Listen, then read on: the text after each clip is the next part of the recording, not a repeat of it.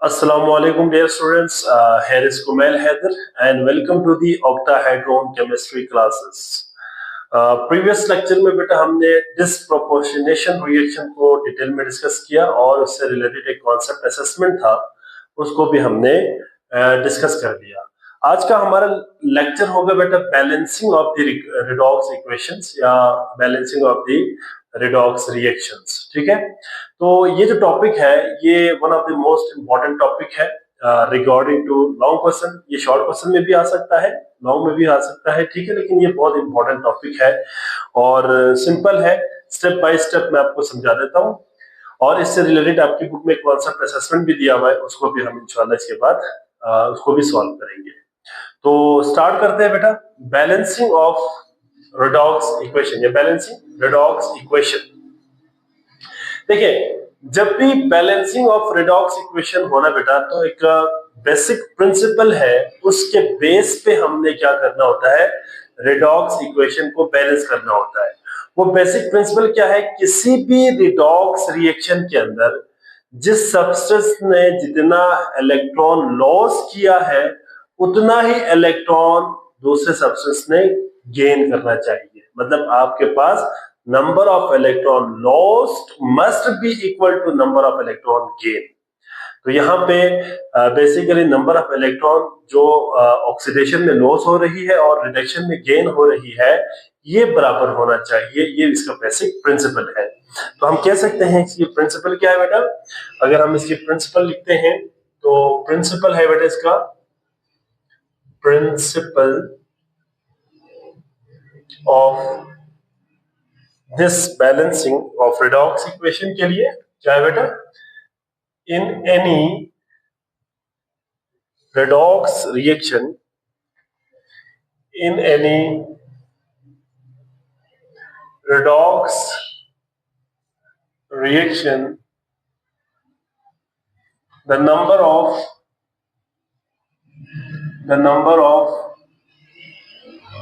electron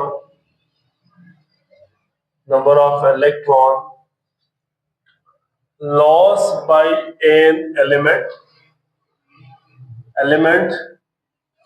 must be equal to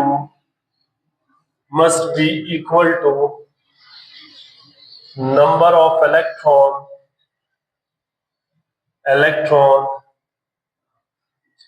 gained by another element।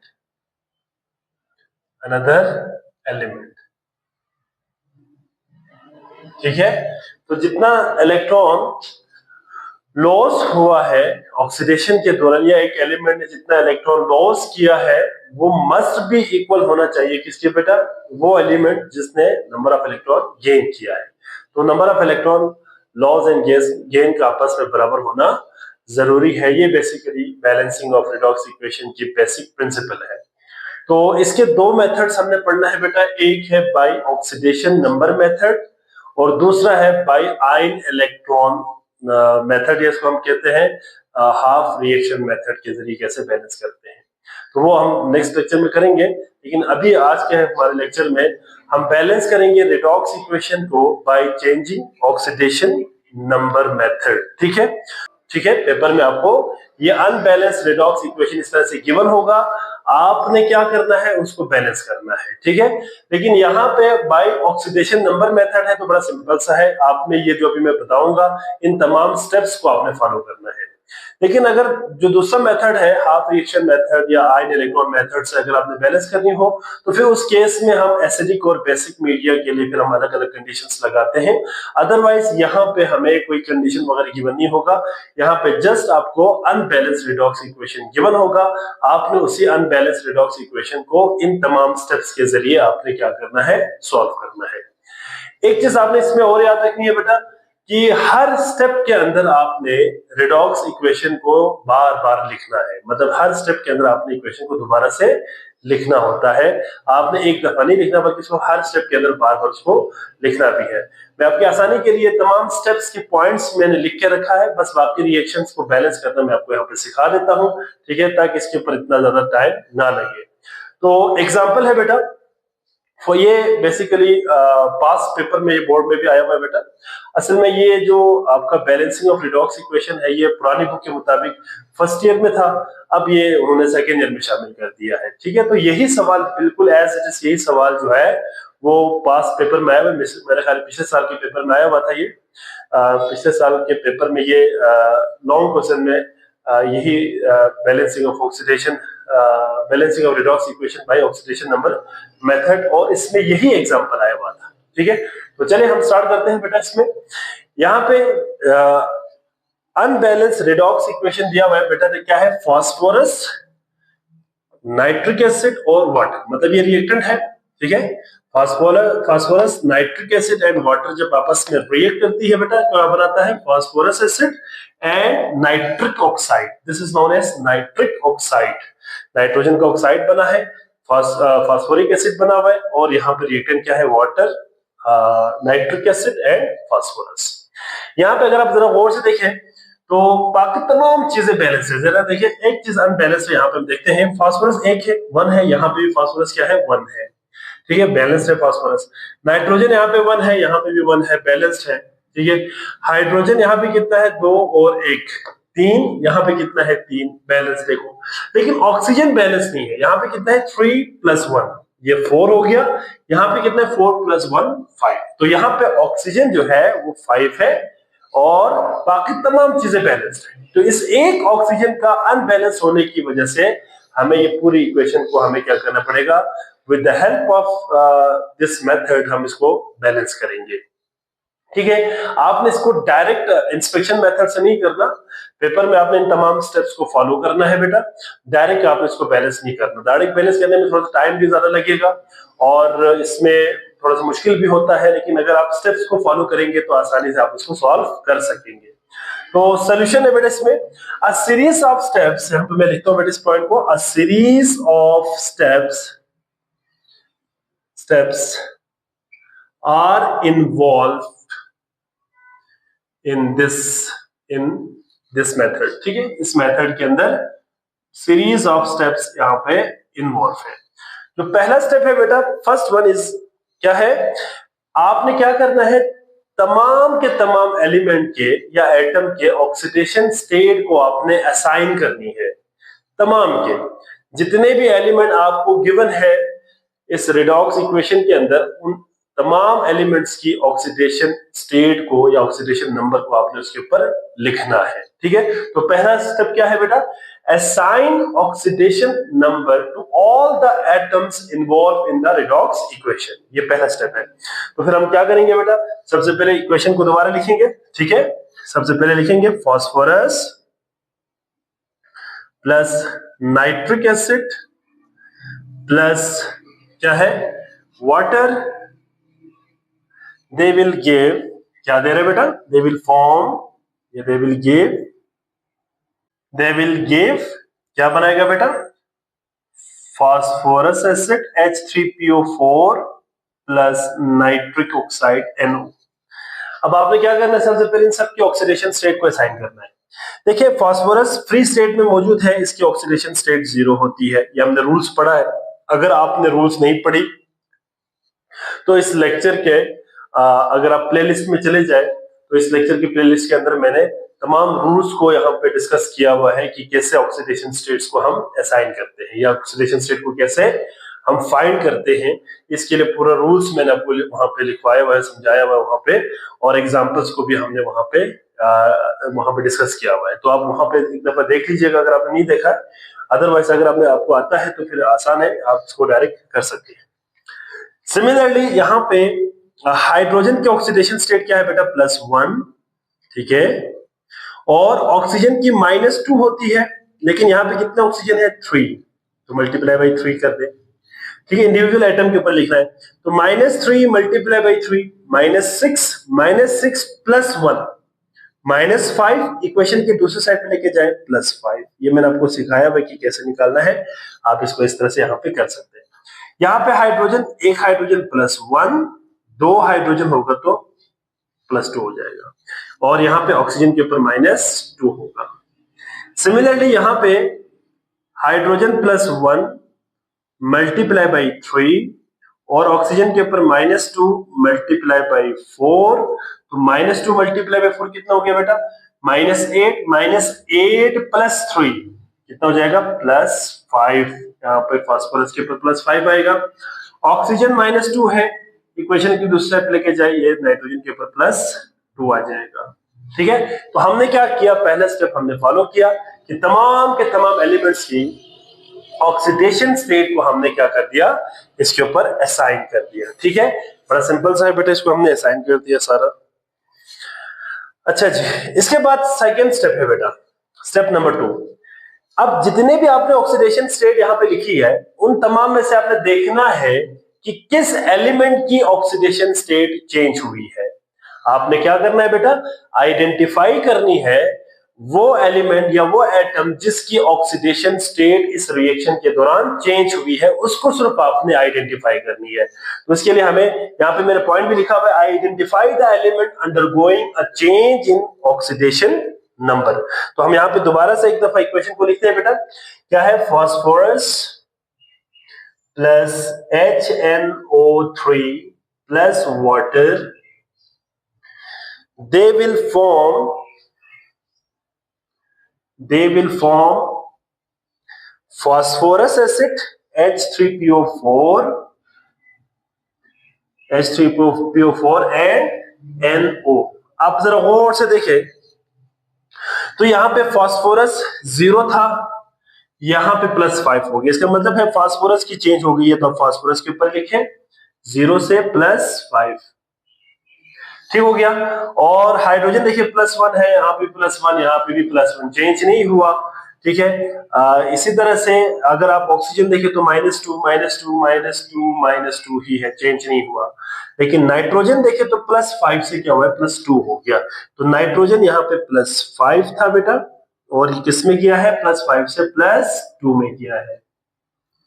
ठीक हो गया। अब आपने ये लिखना है। अच्छा, इसमें एक और चीज कि आप तमाम एलिमेंट्स के दोबारा से ऑक्सीडेशन स्टेट को लिखे तो गलत नहीं है, लेकिन जरूरत क्योंकि नहीं है हमें, तो हम यहाँ पे दोबारा से उन तमाम को नहीं लिखते, सिर्फ उनके लिखते हैं जिनकी ऑक्सीडेशन स्टेट में चेंज आई है।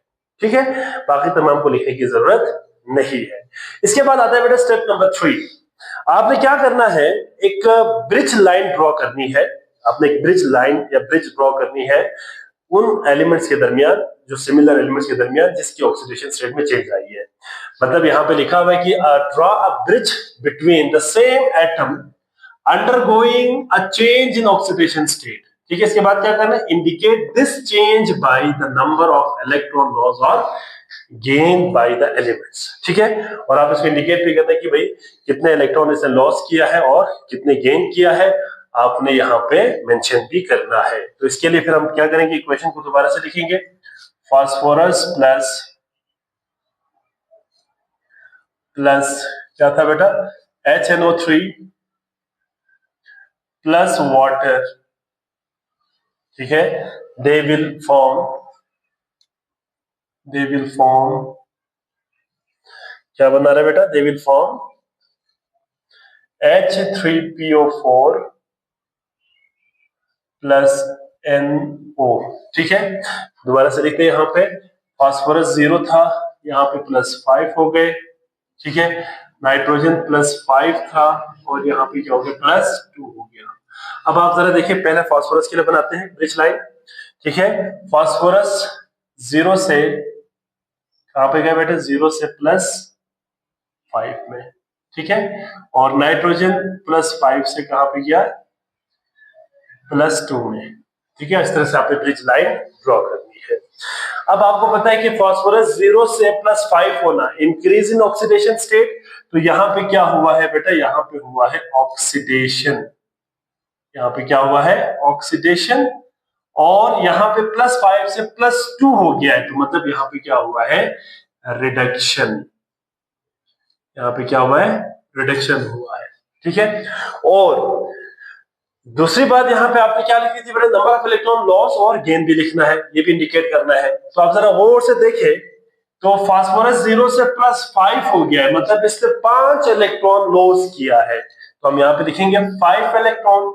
अब 5 इलेक्ट्रॉन के साथ ना बेटा आपने एक चीज याद रखनी है, 5 इलेक्ट्रॉन के साथ यहाँ पे माइनस लिखे। इस माइनस का मतलब क्या है, लॉस। मैं लॉस को यहां पे शो कर रहा हूं माइनस के साथ, मतलब कम होना माइनस के साथ शो किया हुआ है।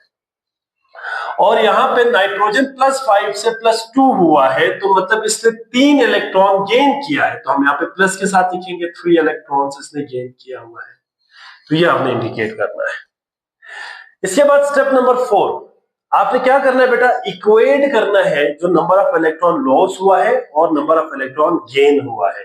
मतलब ऑक्सीडेशन में लॉस जितना इलेक्ट्रॉन हुआ है और जितना इलेक्ट्रॉन रिडक्शन में गेन हुआ है, उन दोनों का आपस में इक्वेट करना है। और करना कैसे है बेटा, आपने एक सूटेबल होल नंबर से मल्टीप्लाई करके आपने दोनों को आपस में बराबर करना है, ठीक है। सो नेक्स्ट स्टेप नंबर 4, इसमें इक्वेशन को दोबारा लिखना पड़ेगा आपको। इक्वेशन दोबारा लिख लीजिएगा, phosphorus plus HNO3 plus H2O, they will form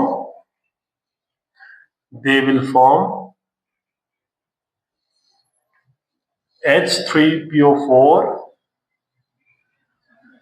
plus NO, ठीक है, NO जी। अब आप जरा देखिए यहां पे, दोबारा से इसको मैं यहां पे लिख के रखते हैं 0 + 5 +5 एंड +2, यही हुआ था ना, ठीक है। अच्छा जी, दोबारा से ये ब्रिज लाइन को ड्रॉ करें आप दोबारा से इसमें एक दफा,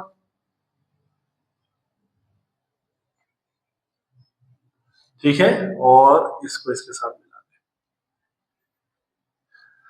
अच्छा जी, इसके बाद आपने क्या करना है, नंबर ऑफ इलेक्ट्रॉन की इक्वेट करना है। देखिए यहां पे था ऑक्सीडेशन में -5 इलेक्ट्रॉन्स और रिडक्शन में कितना था, +3 इलेक्ट्रॉन्स, रिडक्शन में +3 इलेक्ट्रॉन्स।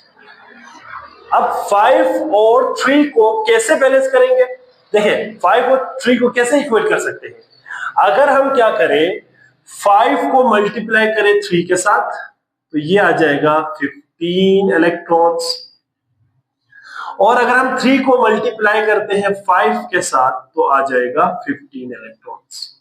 देखिए तो नंबर ऑफ इलेक्ट्रॉन क्या हुआ यहाँ पे, नंबर ऑफ इलेक्ट्रॉन यहाँ पे क्या हुआ है, बैलेंस्ड हुआ है। ये देखिएगा यहाँ पे क्या हुआ है, बैलेंस्ड हुआ है, इक्वेट हो गया। लेकिन अगले स्टेप में लिखा हुआ कि यूज्ड दिस मल्टीप्लायर, मल्टीप्लायर से मतलब क्या है, जो हमने यहां पे यूज किया, देखिए ये वाला 3 और ये वाला 5, इसको कहते हैं multipliers. Used these multipliers as a coefficient for the respective substance, इन्हीं नंबर को, ये मल्टीप्लायर को हमने क्या करना है, उन्हीं एलिमेंट के कोएफिशिएंट में लिखना है, मतलब आगे लिख देना है। मिसाल के तौर पर 3 है तो 3 को फास्फोरस के साथ भी लिखना है और यहाँ पे इस पूरे सब्सटेंस के साथ यहाँ पे 3 लिखना है। अच्छा यहाँ पे नाइट्रिक एसिड 5 लिखा हुआ है, 5 है तो 5 को नाइट्रिक एसिड के साथ भी लिखना है और नाइट्रिक ऑक्साइड के साथ भी लिख देना है, ठीक है। अब दोबारा से ब्रिज लाइन बनाने की जरूरत नहीं है और दोबारा से ऑक्सीडेशन स्टेट भी ना लिखे, कोई मसला नहीं होगा, ठीक है। सो पहले हम लिखते हैं phosphorus plus HNO3 plus H2O, they will form H3PO4 H3PO4 plus NO। अब आपने इसी मल्टीप्लायर को साथ लिख देना है बेटा। अब मल्टीप्लायर क्या है, फास्फोरस के साथ क्या लिखेंगे, 3, ठीक है, फास्फोरस के साथ 3 लिखा और यहां पे भी फास्फोरस हो तो यहां पे भी 3 लिखेंगे। नाइट्रिक एसिड यहां पे हमारे पास कितना हो जाएगा, 5 लिखेंगे 5, और यहां पे भी आपने 5 लिखना है, ठीक है। और याद रखना है जो भी हमने यहाँ पे आप मल्टीप्लायर यूज किया है ना बेटा, वो अगले स्टेप में चेंज नहीं करना।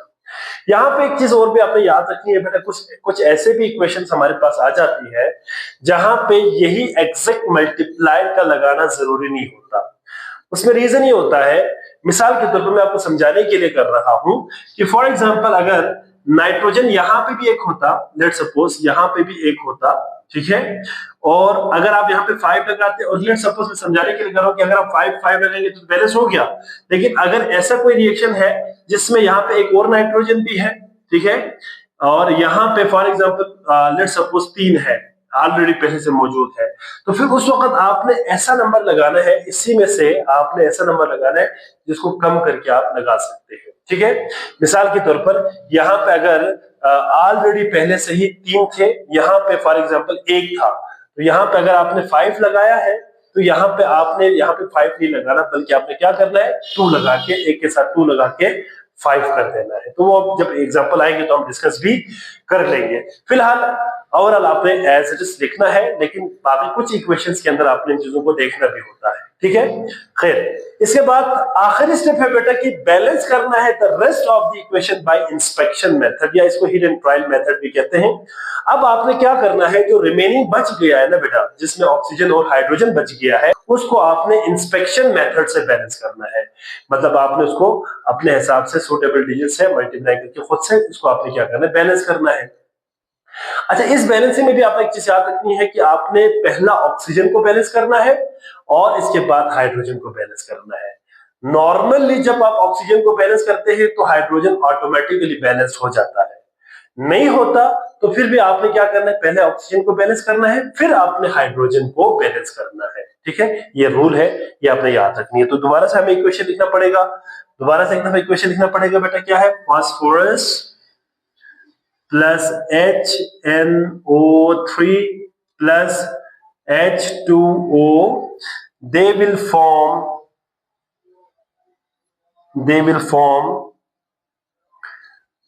H3PO4 plus NO। हमने क्या क्या लिखा हुआ था बेटा, यहाँ पे कोफिशिएंट पहले से लिखा हुआ था 3, इसके साथ 5 लिखा हुआ था, और इसके साथ भी 3 लिखा हुआ था, इसके साथ 5 लिखा हुआ था। ठीक है, अब हम जरा देखते हैं, अगर आप जरा गौर से देखें तो फास्फोरस और नाइट्रोजन ऑलरेडी बैलेंस है। देखें 3 फास्फोरस, यहाँ पे भी कितना है 3 फास्फोरस, यहाँ पे नाइट्रोजन कितना है 5, यहाँ पे भी नाइट्रोजन कितना है 5, तो नाइट्रोजन का बैलेंस्ड हो गया। अब हम बात करते हैं किसकी, ऑक्सीजन की। यहाँ पे ऑक्सीजन कितना है बेटा, 5 मल्टीप्लाई बाई 3, यहाँ पे 15 है, 15 प्लस 1 16 है, मतलब लेफ्ट हैंड साइड पे कितना है ऑक्सीजन 16, यहाँ पे 16 है।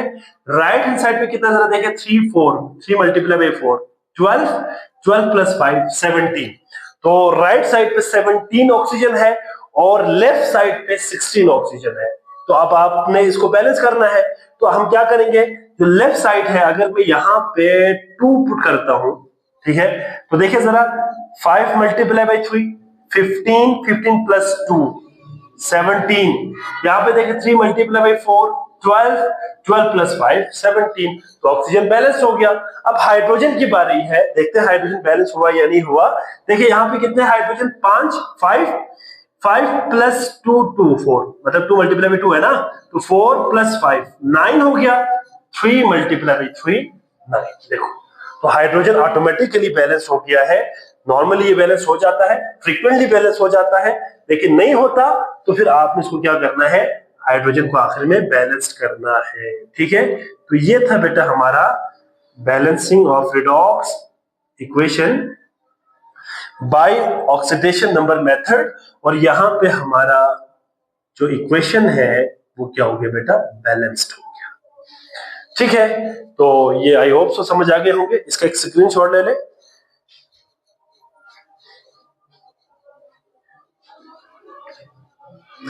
जी, तो आज हमने क्या पढ़ा बेटा, हमने आज balancing of the redox equation पढ़ लिया, कंप्लीट कर लिया इसको हमने। ठीक है, इसमें तमाम स्टेप्स को 1 बाय 1 हमने पढ़ लिया यहाँ पे। और याद रखिएगा बेटा, this topic is very important topic. ठीक है, पेपर के हवाले से बहुत ज्यादा इंपॉर्टेंट है, आपने इसको याद रखनी है कि ये बहुत इंपॉर्टेंट है पेपर के हवाले से। तो इसमें हमने क्या पढ़ा, क्विकली रिवाइज करते हैं बेटा। देखिए बैलेंसिंग ऑफ रिडॉक्स इक्वेशन में सबसे पहले हमने क्या किया, हमने जो एक अनबैलेंस्ड रिडॉक्स इक्वेशन है उसको बैलेंस करने के लिए सीरीज ऑफ स्टेप्स को फॉलो किया। इसमें पहला स्टेप क्या था बेटा, पहला स्टेप में हमने असाइन करनी थी क्या बेटा, तमाम के तमाम एलिमेंट्स की ऑक्सीडेशन स्टेट्स को। ठीक है, इसके बाद सेकंड स्टेप में हमने आइडेंटिफाई करनी थी बेटा उस एटम को जिसकी ऑक्सीडेशन स्टेट में चेंज आई है। मतलब आपके पास लेफ्ट हैंड साइड और राइट हैंड साइड में मौजूद एलिमेंट्स जो सिमिलर एलिमेंट्स है उनकी ऑक्सीडेशन स्टेट में जो चेंज आई है उसको आपने आइडेंटिफाई करनी थी। तीसरे स्टेप के अंदर हमने एक ब्रिज लाइन ड्रॉ किया बेटा उन सिमिलर एलिमेंट्स के दरमियान, ठीक है, और देखा कि ऑक्सीडेशन कितना इलेक्ट्रॉन लॉस हुआ है कितना इलेक्ट्रॉन गेन हुआ है, ये हमने यहाँ पे देख लिया। जितना इलेक्ट्रॉन लॉस होगा मतलब जहां पे लॉस होगा वो ऑक्सीडेशन कहलाएगा, जहां पे गेन होगा उसको हम रिडक्शन कहेंगे। इसके बाद स्टेप नंबर 4 में क्या करना था बेटा, हमने इन्हीं number of electron loss and gain को आपस में इक्वेट करना है, यही इसका प्रिंसिपल भी है। तो हमने क्या किया, इक्वेट किया number of electron loss in oxidation and number of electron gain in reduction, और जो हमारे पास यहाँ पे मल्टीप्लायर आएगा, देखिए जो हमने जाहिर बात है इक्वेट करने के लिए कोई सूटेबल होल नंबर से मल्टीप्लाई करना पड़ेगा, उस सूटेबल होल नंबर को या मल्टीप्लायर को हमने एज ए कोएफिशिएंट के तौर पे क्या करना है, इन्हीं सब्सटेंस के आगे कोएफिशिएंट के तौर पे लिख देनी है, और एक दफा लिखने के बाद इन कोएफिशिएंट्स को आपने चेंज नहीं करना। इसके बाद आखिरी स्टेप है बेटा, इसमें हमने क्या करना है, जो बच जाएगा उन एटम्स को हमने इंस्पेक्शन मेथड या हिट एंड ट्रायल मेथड के जरिए क्या करना है, बैलेंस करना है, ठीक है। इसमें भी मैंने आपको बताया बेटा रूल क्या है बैलेंस करने का, कि इसमें ऑक्सीजन को पहले करना है हाइड्रोजन को बाद में करना है। ये मिसाल के तौर पर कोई और एटम भी है हाइड्रोजन और ऑक्सीजन के अलावा, तो पहले आपने उस एटम को बैलेंस करना है, फिर ऑक्सीजन को बैलेंस करना है, फिर आखिर में आपने किसको बैलेंस करना है, हाइड्रोजन को बैलेंस करना है।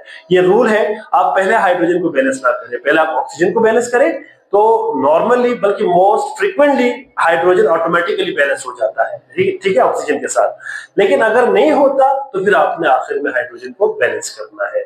तो ये था बेटा हमारा आज का लेक्चर, ठीक है। आई होप सो आप तमाम बच्चों को समझ आ गए होंगे। इससे रिलेटेड एक कॉन्सेप्ट असेसमेंट है, उसमें 2 रिडॉक्स इक्वेशन दिया हुआ है, उसको भी हम सॉल्व करेंगे, तो इंशाल्लाह आपकी प्रैक्टिस अच्छी हो जाएगी, ठीक है। सो अगर किसी बच्चे को यहाँ पे कोई बात समझ ना आई हो बेटा, तो आप अपने कमेंट बॉक्स में लाजमी आप सवाल ड्रॉप करें, इंशाल्लाह मैं आपको वहां पे आंसर करूंगा, ठीक है। बाकी हम अपने लेक्चर को यहाँ पे स्टॉप करते हैं। अपना बहुत सारा ख्याल रखिएगा। अल्लाह हाफिज।